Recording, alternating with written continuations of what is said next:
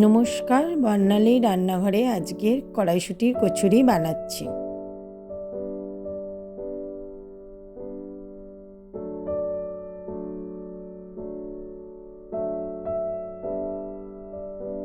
কড়াইশুঁটির কচুরির জন্য প্রথমে আমি মৌরিটা ভেজে নিচ্ছি।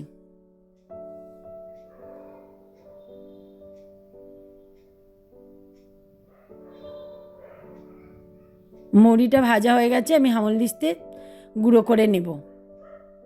পুরের জন্য এখানে কড়াইশুঁটি নিয়েছি, আদা, কাঁচা লঙ্কা আর পরিমাণ মতন জল দিলাম, দিয়ে এবার পেস্টটা করে নেব। পেস্টটা হয়ে গেছে, দেখুন কতটা মিহি হয়েছে।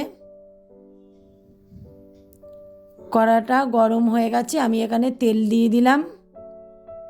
এবার আমি হিংটা দিয়ে দিলাম। এবার আমি পেস্টটা ঢেলে দেব। পেস্টটা দিয়ে ভালো করে নাড়াচাড়া করে আমি নুনটা দিয়ে দিলাম। এবার আমি চিনিটাও দিয়ে দিলাম। আমি আমার স্বাদ মতন নুন চিনি দিয়েছি, তোমরা তোমাদের স্বাদ মতন নুন চিনিটা দেবে।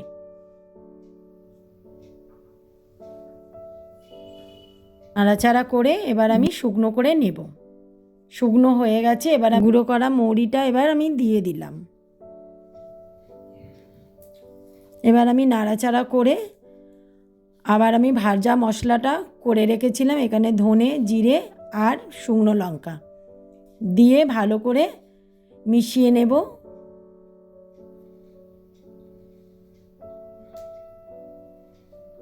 এবার মেশানো হয়ে গেছে আমার, এবার পুরটা রেডি হয়ে গেছে। এবার আমি তুলে নেব।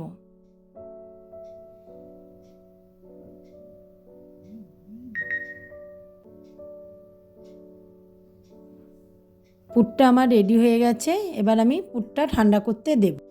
পুরটা ঠান্ডা হয়ে গেছে, এবার আমি বাটির মতন করে নিলাম। এবার আমি পুরটা এর মধ্যে ভরে নেব। ভালো করে চেপে দিলাম। এবার আস্তে আস্তে মুখটা বন্ধ করে দেব। এইভাবে পুরটা ভরে নেবে, নিলে পরে তাহলে ফাটবে না, না হলে ফেটে যাবে। আমি আর একটা করে দেখিয়ে দিচ্ছি।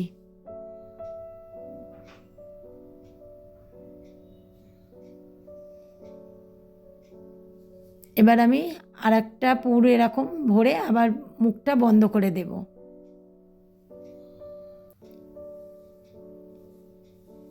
এইভাবে মুখটা চেপে চেপে বন্ধ করবে।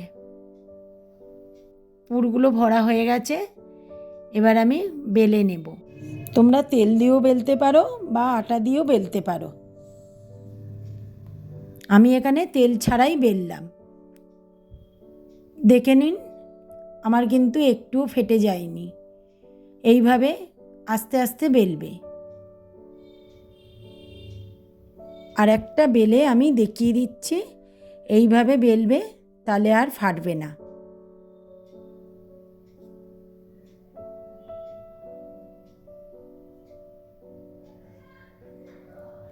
এবার আমি কড়াইয়ে তেলটা গরম করে নিয়েছি, এবার আমি ভেজে নেব। কচুরিটা আমি এইভাবে লাল লাল করে ভেজে তুলে নেব। দেখুন কত সুন্দর ফুলে উঠেছে। আবার আমি আর এক পিঠ ভেজে নেব লাল করে।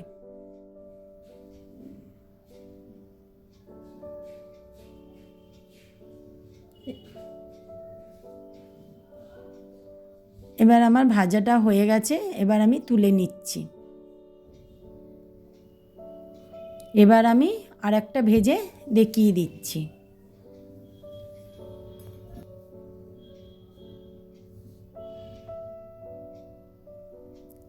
এইভাবেই ভাজবে, তাহলে প্রত্যেকটা কচুরি ফুলে উঠবে। আমি আবার আর একটা পিঠ ভেজে নেব। আমার দুদিকই লাল করে ভাজা হয়ে গেছে।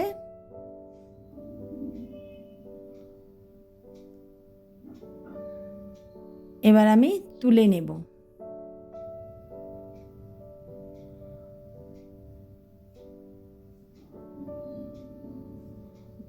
রেসিপিটা ভালো লাগলে লাইক করবেন, শেয়ার করবেন, সাবস্ক্রাইব করবেন আর বেলনটা ক্লিক করবেন। রেসিপিটা ভালো লাগলে অবশ্যই কমেন্ট করে জানাবেন।